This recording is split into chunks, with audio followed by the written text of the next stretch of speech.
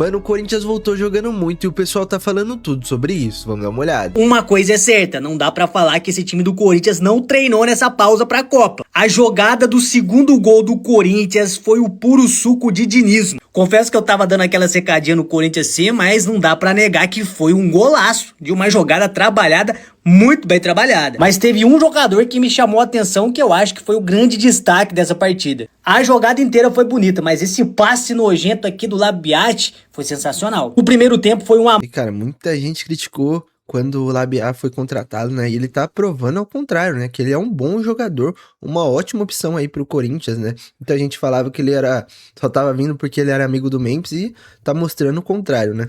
Massa do Corinthians, 2 gols do Yuri Alberto, que aliás o narrador falou que ele tava 4 meses sem marcar gols, mas cara, vamos dar um desconto aí, né, 2 meses foi parada pra Copa, né meu parceiro. Muita gente fala que o Yuri Alberto é bagre, eu discordo, é um bom jogador e se sair do Corinthians vai fazer muita falta pro Corinthians. Teve alguns jogadores também que se destacaram, o André, o Bidon, fizeram uma boa partida, mas o grande destaque que chamou minha atenção, o melhor jogador pra mim, que foi o Caio César, bom jogador, driblador, fez o segundo gol do Corinthians naquela jogada sensacional do Corinthians. No segundo tempo, o Corinthians só administrou e com essa vitória encosta aqui no G5. Vai para 27 pontos. Tudo que Lamine Yamal tentou ser na Copa do Mundo e não conseguiu é Caio César nessa volta de Corinthians e Remo 3-0, um espetáculo, um golaço que ele inicia e finaliza o gol, mas o jogo inteiro, né? Um cara que você consegue dar uma bola, confiar que vai ganhar um X1, vai driblar a pessoa. Tem momentos que parece que ele passa dentro do adversário, ele erra o drible acerta. É um negócio inacreditável, assim. Um mano a mano muito acima da média. E um cara que dá ao Corinthians essa capacidade de quebrar a linha de drible. Pausa no vídeo aqui pra pedir. Segue a gente aqui. Muita gente deu um follow porque eu tava falando de Copa do Mundo, mas agora é Corinthians. Deixa um follow. Cara, é importantíssimo ter o Caio César, né? Um jogador desse que fazia muito tempo que o Corinthians não tinha um jogador driblador assim, que realmente faz dribles efetivos e pra quebrar linha, né? Tanto ele vindo do banco quanto ele sendo titular, né? Ele realmente é um jogadoraço, um achado aí no mercado do Corinthians, né? A gente aí, tamo junto, vamos bater 100k. Muito importante, difícil tirar ele do time titular. Você fica pensando se o Mendes ficar, se o Garro voltar, quem que sai. O Caio César é um cara que é difícil imaginar mexendo, e eu já começo a pensar lá na frente, né? Nós já estamos tão acostumados com o transferban, mano. Mais umzinho pra comprar o homem, velho. Porque, pô, eu já tô apegado, tá ligado? Tem aquele negócio de você não poder se apegar a jogador emprestado, mas é gostoso de ver jogar, né? É legal, insinuante. A gente ficou um tempão sem esse pontinha driblador, né? E acho que é um cara que não é aquele ponta burro que só dribla, que não toca, baixa a cabeça, sai com bola tudo pela lateral. Um cara que tem ali a capacidade de driblar, acertar um passe, escolher bem a jogada, quando tem que tabelar, tabela, quando tem que ir pra dentro, vai pra dentro.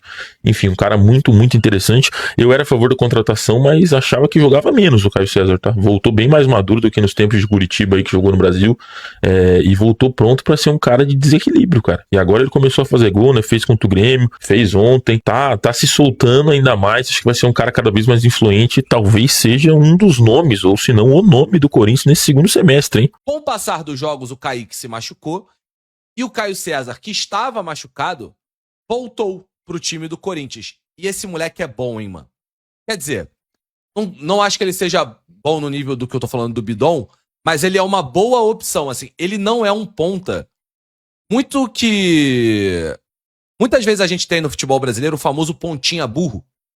E aí não vou entrar em nomes, porque eu não quero gerar hate e nem quero gerar algum tipo de crítica exagerada para nenhum dos lados, mas a gente tem muitos no futebol brasileiro que são os famosos pontinha burro. Ele não é esse caso, aquele pontinha ciscador, né? O Caio, ele tem uma capacidade técnica e principalmente a capacidade de tomada de decisão legal. Assim, ele não é um jogador fisicamente de topo, né? Mas ele tem uma tomada de decisão legal, apesar de 1,68 m, ele também consegue competir pra tomar o tronco, pra tomar tranco, pra, disputar no corpo e não ser rapidamente perder a bola. Então, eu gosto dele, pisa na área. Acho que é um jogador, não acredito se nesse modelo de hoje ele foi titular, mas é um bom banco, né? Podendo sair bem do banco de reservas também.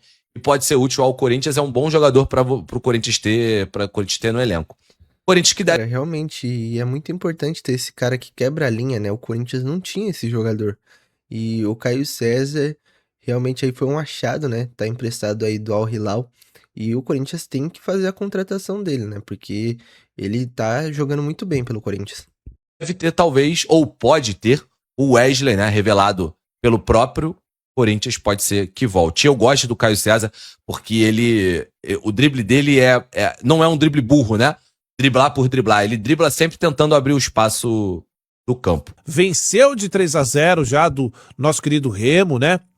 Remo que não vinha tão mal assim não, mas realmente fez uma partida muito abaixo, porque também o Corinthians conseguiu se posicionar, né? O Corinthians foi muito agressivo enquanto esteve com a bola no primeiro tempo, bem verdade que no segundo tempo morreu, mas vamos falar um pouco desse primeiro tempo, porque é um primeiro tempo promissor, onde jogando em casa tem que fazer aquilo, tem que fazer a pressão na saída de bola, tem que fechar o espaço vazio, não pode deixar que os caras gostem do jogo, e no primeiro tempo a grande realidade é que o Corinthians conseguiu bloquear todas as tentativas de saídas do Remo, né? Então dava pra ver ali muito bem que os caras estavam no ímpeto, às vezes é porque tá em casa. E cara, o Corinthians tem que fazer isso dentro de casa, né? Mostrar sua superioridade, mostrar que tá com a sua torcida ali e dominar completamente o adversário, né? E com o Diniz, o Corinthians tá conseguindo fazer isso. E no fim do dia eu tinha certeza que você sentia falta de ver o dinizismo em campo. O Corinthians fez questão de falar que valeu a pena esperar. O Corinthians recitou o futebol dentro de casa. O Corinthians mostrou que voltou ainda melhor e deixa o torcedor com dor no coração em saber que um dos seus grandes jogadores vai ter que ser vendido de acordo com o Diniz. O Corinthians volta no seu prime, todo mundo jogando muita bola, protagonista do time do povo sendo literalmente o protagonista que o time precisa, Breno Bidon recitando o futebol, André cada vez mais maduro. O Corinthians jogou muita bola. E hoje a gente vê um time do Diniz em sua essência. Você enxerga literalmente o time do Diniz em campo. Eu não sei o que vai ser daqui pra frente, mas hoje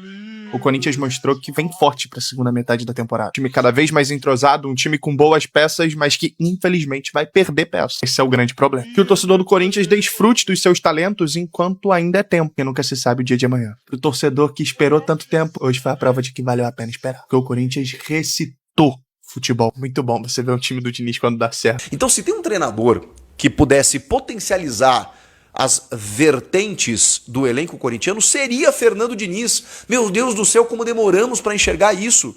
E, gente, o resultado, já falei, ele é incontrolável. Amanhã depois, o Corinthians pode tomar um ataque, uma piaba, e todo mundo pedir a cabeça do Diniz, porque a carreira dele é disso, né? E é treinador de futebol, não tem jeito, ele vive, ele depende do resultado. Mas Diniz nunca foi resultado. Diniz é conceito, é ideia, mate o homem, mas não mate uma ideia. E o Diniz trouxe essa ideia para o Corinthians, me parece, cara, que pela primeira vez ele tem um elenco. O Fluminense também, em 23, quando ele foi campeão da Libertadores, ele conseguiu colocar naquele elenco muito da sua ideia. E aí ele transformou o Nino num zagueiro espetacular, ele tinha o André, ele tinha o Martinelli, o Ganso assim, jogou o fino naquele ano porque tinha um sistema que o favorecia. Aí você tinha, óbvio, né? Você tinha Marcelo, você tinha Cano, o super definidor, você tinha John Kennedy, John Arias. Óbvio que você tinha um baita time nas mãos, Samuel Xavier na direita, mas é isso que eu tô falando, jogadores que gostam da bola. E aí quando você aproxima esses caras, e foi o que a gente viu hoje, né? Compactação, os caras próximos, trocando passes, entendendo superioridade numérica, a coisa acontece. Enfim, rapaziada, até o pessoal falando um pouco desse jogo do Corinthians. O Corinthians que jogou muito bem, conseguiu fazer o placar no primeiro tempo, né? E o Diniz conseguiu aí dar outra cara para esse time do Corinthians, né? O Corinthians com o Dorival voltava das pausas, não era a mesma coisa, né? Às vezes até saía derrotado, não jogava bem dentro de casa, e com o Diniz tá completamente diferente, né?